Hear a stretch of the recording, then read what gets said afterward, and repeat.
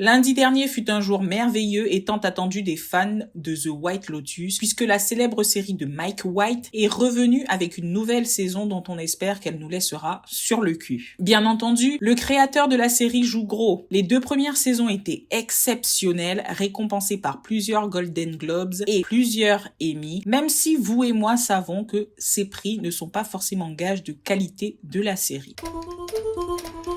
J'ai dû regarder l'épisode pilote au moins 4 fois pour aboutir à une vision complète du spectacle qui nous a été donné. Au premier visionnage, j'ai trouvé le premier épisode de la saison 3 un peu vide. Il offrait très peu d'informations sur ce à quoi on devait s'attendre et je trouvais ça frustrant par rapport aux autres premiers épisodes. Le premier épisode de la saison 1 nous dit clairement que la majorité de l'intrigue aura lieu entre Shane et Armond. Il est, avec le recul, malheureusement, un peu prévisible, mais c'est toujours facile à dire quand on connaît la fin. Rappelez-vous, on voit Shane à l'aéroport, il est vénère, il y a un mort rapatrié sur son vol, et tout au long de l'épisode, on comprend qu'il va se quereller sans cesse avec le directeur de l'hôtel. Dans la saison 2, il y a aussi un corps, dans la mer cette fois-ci. On sait qu'il y a un truc entre les deux couples, du style infidélité. On sait aussi que le mari de Tanya ne voulait pas qu'elle soit accompagnée de son assistante, et on peut se dire clairement que c'est une attitude chelou. Avec le recul, les liens se font. La saison 3 promet d'être d'autant plus spectaculaire qu'elle a 8 épisodes contre 7 pour la saison 2 et 6 pour la saison 1. Elle se donne donc plus de temps de développer l'intrigue et nous faire bondir devant notre télévision.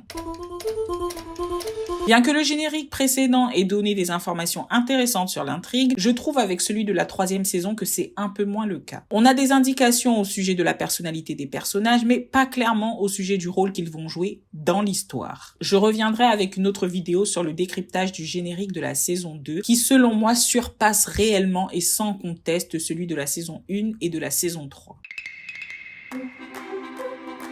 À première vue, rien de ouf, mais quand même. On commence avec Leslie Bibb, a.k.a. Kate, la meilleure amie de ce trio pas si sain que ça. Avec l'éléphant qui la regarde trop mal, on pressent le sujet de la jalousie envers elle, notamment. Lorsqu'on nous présente Carrie Coon, Laurie, l'autre meilleure amie du trio, son nom est positionné au-dessus de sortes de hyènes qui veulent s'attaquer à un éléphant. On dirait aussi que son nom est en face d'un autre éléphant qui lui se cache derrière un arbre. Il est un peu plus sombre, c'est comme s'il s'effaçait ou qu'il n'était que l'ombre de l'éléphant que tout le monde envie. Avec Walton Goggins, Rick, le petit ami de Chelsea, on a un homme isolé dans une sorte de temple. Le gars, il fume, il a l'air effrayé pendant que d'autres personnes cherchent à l'atteindre. Pendant ce temps, Sarah Catherine Hook, Piper, Ratliff, médite et Jason Isaac, son père Timothy, est présenté par un singe qui est assis sur un arbre. Il se tient à une jambe sur la branche avec un oiseau noir au-dessus de sa tête et des fruits d'un arbre qui pourrait ressembler à des poignards. Mais là, j'ai vraiment peur de surinterpréter. La Lisa Manobal, elle se fait courtiser, si je comprends bien. Elle danse avec un homme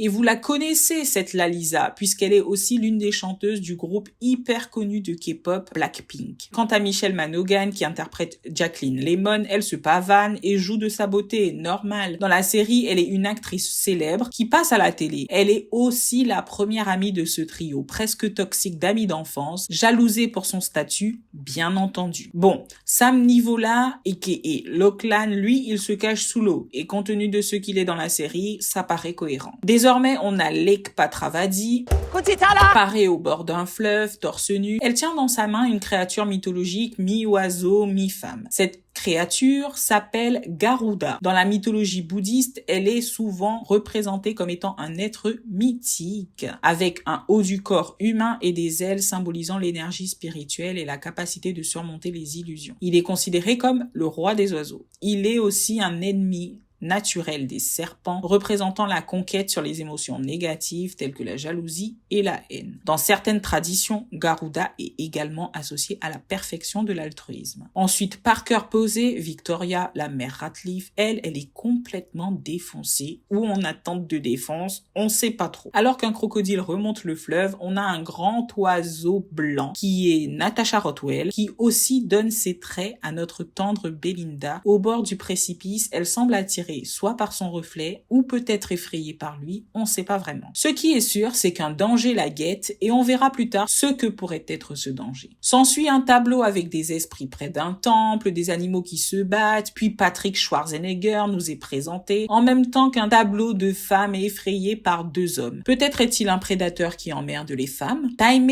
Taptimtong, gay talk, qui veut séduire la meuf de Blackpink.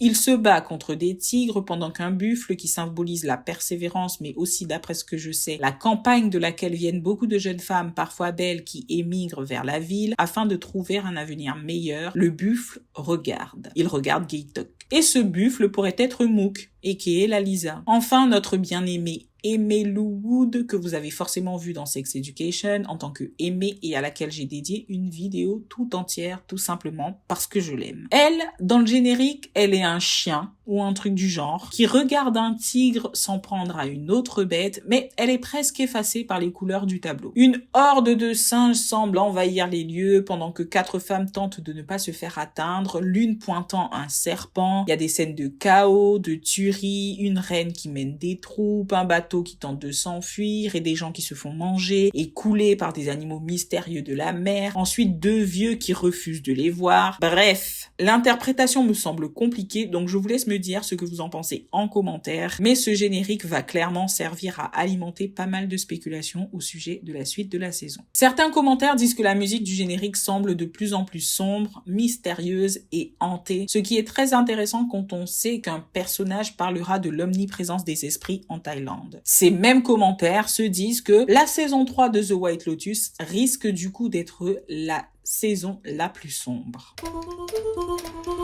Le générique nous en parle et d'ailleurs c'est le premier être vivant que l'on voit dans l'épisode, un singe. Pendant la scène où Zion, qui est à l'évidence le fils de Belinda, fait sa méditation, on voit que le singe fait comme lui. Il le singe. Et que, en s'enfuyant, Zion finira par avoir des mouvements de singes. Donc ces animaux sont là et je pense que ce n'est pas pour rien. On a déjà eu affaire à ces singes dans la saison 1 quand Moss Baker, le père, nous dit que les êtres humains ne sont que des singes sans poils et qu'il finit par faire le gorille quand sa femme ne veut pas coucher avec lui. Une sorte de rappel de l'origine primate et bestiale des hommes que l'appartenance à différentes cultures ne pourra jamais complètement faire disparaître. Cela se traduit en partie avec l'omniprésence du sexe dans la série, besoin primaire de l'être humain, d'une nécessité de survie et de reproduction. Il est passé à une sorte d'objet hybride dans nos sociétés contemporaines, entre outils de domination, d'association ou de reconnaissance mutuelle par le désir. Revenons aux singes. Ils mènent une attaque d'après le générique, donc ma théorie est la suivante. Ce sont les singes qui ouvriront la fusillade.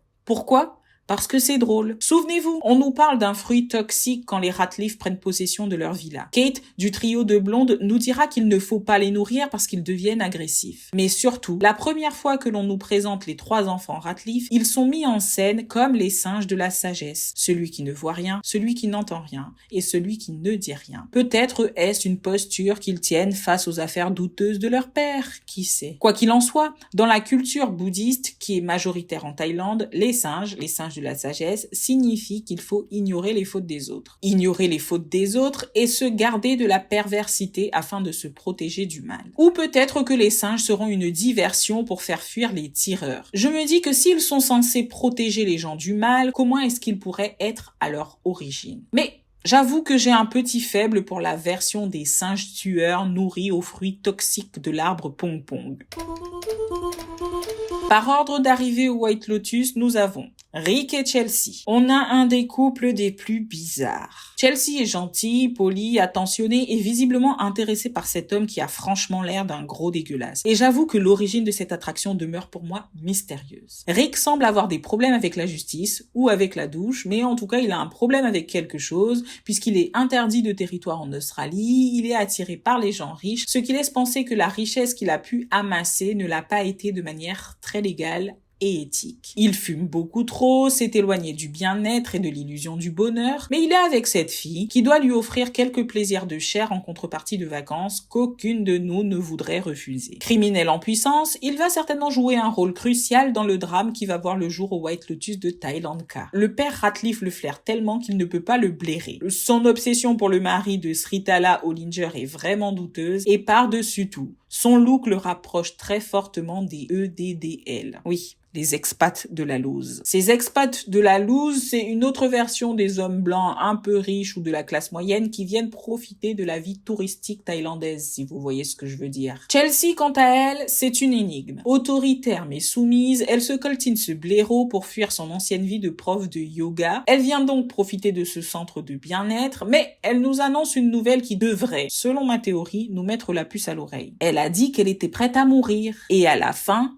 il y a un mort. Voilà, je pose ça là. Bref, elle rencontre Charlotte Lebon qui délivre une prestation intéressante quand ce n'est pas pour nous faire découvrir la venue sur l'île de notre très cher Greg. Le Greg de Tanya. Greg. Oui, celui qui a fait en sorte que 12 gays tried to murder her sans y parvenir. Please, these gays, they're trying to murder me. J'ai hâte de voir la dynamique de ce couple qui nous réserve beaucoup de surprises.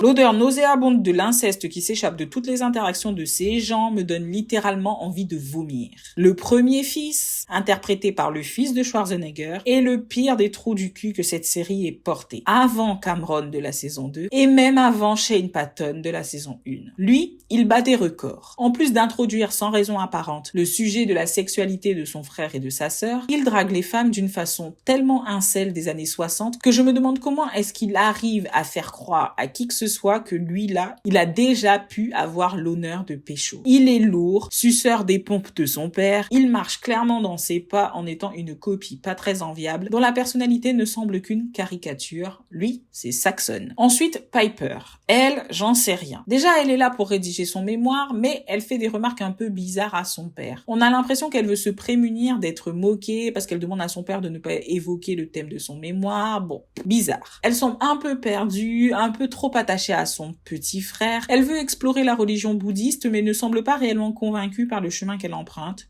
Notamment quand elle veut visiter le temple, aller voir le moine, mais que finalement elle y va pas. Enfin, je sais pas. Il y a une espèce de mystère autour de son comportement. J'ai hâte de savoir. Enfin, Lachlan, qui lui ne sait pas ce qu'il veut. Au cours de l'épisode, sa famille n'a cessé de prendre des décisions pour lui. Veut-il aller au temple avec sa sœur ou à la piscine avec son frère? Veut-il aller à Duke comme son père et son frère ou aller à Chapel Hills comme sa mère et sa sœur? Veut-il des femmes? Veut-il des hommes? Le gars, il est du père. Les parents, quant à eux, sont à un niveau de percherie. Le père a l'air d'avoir amassé sa fortune de manière pas très éthique. D'ailleurs, le Wall Street Journal s'intéresse à sa participation à un fonds d'investissement en lien avec le gouvernement du Brunei. Le Brunei, c'est un petit État, un micro-État, qui semble avoir quelques petits soucis avec la corruption. Bon, jusque-là, rien de réellement surprenant, mais avoir aussi quelques liens avec le trafic sexuel. Mais ça, je le détaillerai un peu plus tard parce que ça alimente ma théorie pour la suite de la saison. Donc, le papa Ratliff, c'est un vrai riche, pas très gentil, qui participe à des trucs un peu chelous pour avoir de l'argent. Moi, je le soupçonnerais même de droguer sa femme. Vous vous rendez compte? Cette femme dort tout le temps. Et elle semble le défoncer toute la journée. Je parle de Victoria Ratliff. En plus du fait que son mari la sous-estime, elle prend des médocs jusqu'à la dépendance pour supporter la vie avec lui ou je ne sais pour quelle raison. Elle est un peu la version plus mature de Rachel dans la saison 1.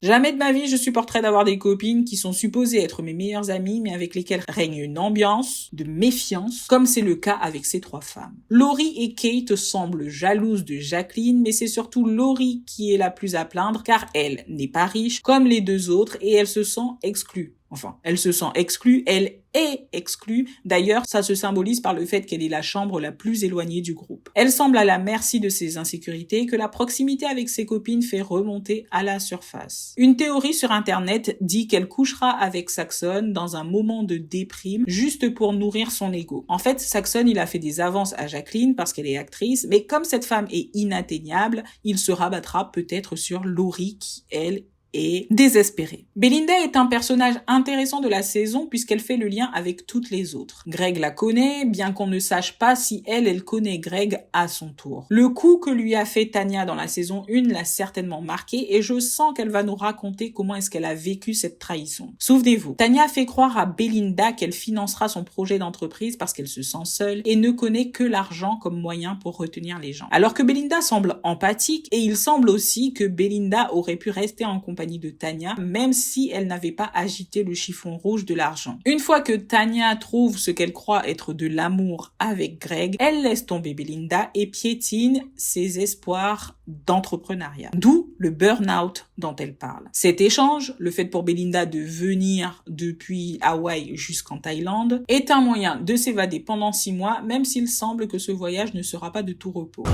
Pour le moment, elle profite et elle observe, quitte à en voir un peu trop. Mook est une jolie fille qui travaille au White Lotus. Comme beaucoup de jeunes femmes qui travaillent à la ville en Thaïlande, il se peut qu'elles viennent de la campagne, comme le symbolise le buffle qui observe le combat de Gaytok dans le générique. Elle est belle, donc elle est courtisée. Par un homme simple, Gaytok, mais aussi semble-t-il par les gardes du corps de la famille Hollinger, desquels elle devrait se méfier. On aura forcément affaire au désir d'ascension sociale de cette femme parce qu'elle en parle clairement au cours de la série. Quand Gaytok lui fait comprendre qu'il a des intentions romantiques à son égard, elle lui fait comprendre à son tour que elle cherche un homme qui lui apportera un statut social important, ce qui n'est pas le cas de Gaytok puisqu'il est voiturier. Malgré tout, peut-être sera-t-il son héros. Il a déjà sauvé un Belge de la noyade. Il peut très bien la protéger d'une fusillade, en prenant une balle par exemple.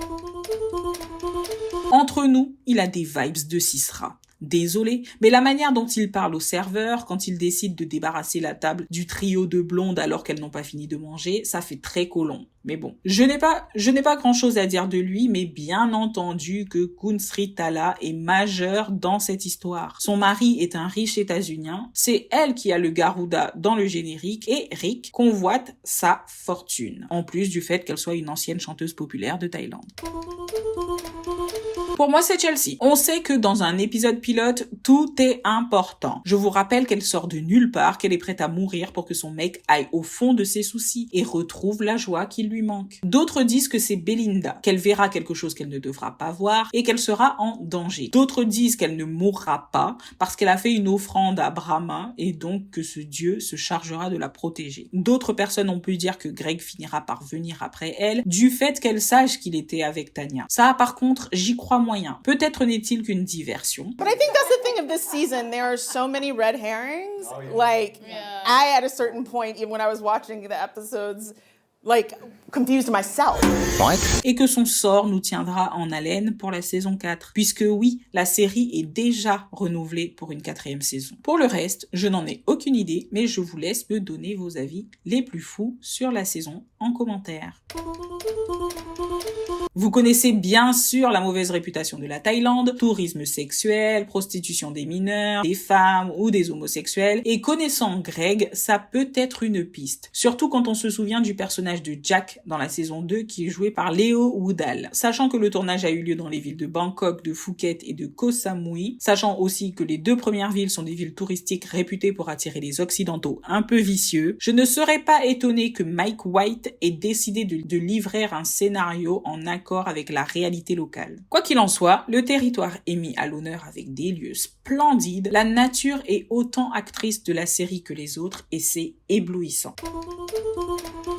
Ceci est une satire, donc bien évidemment, il y a une morale. J'ai trouvé un commentaire qui fournit une analyse intéressante, bien que peu surprenante concernant la morale vers laquelle penche le premier épisode. Il est question principalement de la posture que les riches tiennent en société pour justifier leur statut, les apparences qu'ils maintiennent et dont il est question par exemple avec le spectacle de marionnettes ou encore avec le faux dilemme qui s'impose à l'Auckland, qui doit choisir entre 2 universités aux réputations équivalentes, Duke et Chapel Hill. La seule différence entre ces 2 universités vient du fait que l'une soit privée quand l'autre est une université publique. Et on sait très bien que le concept même d'université publique peut apparaître comme une aberration pour les ultra-riches. Cet argument du paraître, de la posture, de la façade est aussi alimenté par le comportement de Saxon qui essaye de faire croire qu'il sait séduire une femme alors qu'il est manifeste que non. Mais aussi par l'amitié des 3 blondes qui ne semblent pas si authentiques que ça. Sans compter sur les mots finaux du moine sur le fait que l'identité soit une prison. Mais bon, j'ai envie de dire que cette morale est très courante, notamment dans les séries. Elle est selon moi l'essence même de The White Lotus. On le voit aussi avec la saison 1, où par exemple le personnage joué par Sydney Sweeney, qui derrière sa conscience woke affichée, cache le visage d'une fille probablement raciste, qui ne consent pas à ce qu'une fille comme Paula soit mieux qu'elle sur aucun plan. En gros, Paula c'est la copine d'Olivia, sa copine racisée. Elle est amie avec elle juste pour se flatter d'être inclusive, tout en se positionnant comme étant supérieure. Par ailleurs, c'est à peu près la même chose pour le couple de Cameron et de Meghan. Dans la série, ils ont l'air tout le temps heureux, ils se bécotent toute la journée, alors qu'on sait que finalement, Cameron est un mec infidèle. Et c'est d'ailleurs ce qui énervera le personnage d'Aubrey Plaza, le fait qu'il fasse semblant devant tout le monde d'être heureux, alors que foncièrement, peut-être qu'ils ne le sont pas tant que ça. Donc, ça a été un commentaire pertinent parce qu'il a décrypté les points de la série qui permettent de mettre à l'évidence la posture des riches, mais c'est pas surprenant parce que c'est un peu la thématique de la série. Bien entendu, la thématique des apparences, de la posture et tout ceci a été fortement alimenté et documenté, si je peux dire ça comme ça, par Desperate Housewives, tout simplement. L'origine même des séries satiriques. Bref, c'est tout pour cet épisode. Je ne sais pas si je décrypterai tous les prochains épisodes parce que ça risque de me donner une somme de travail monstrueuse, mais j'attends vos réactions en commentaire. The end.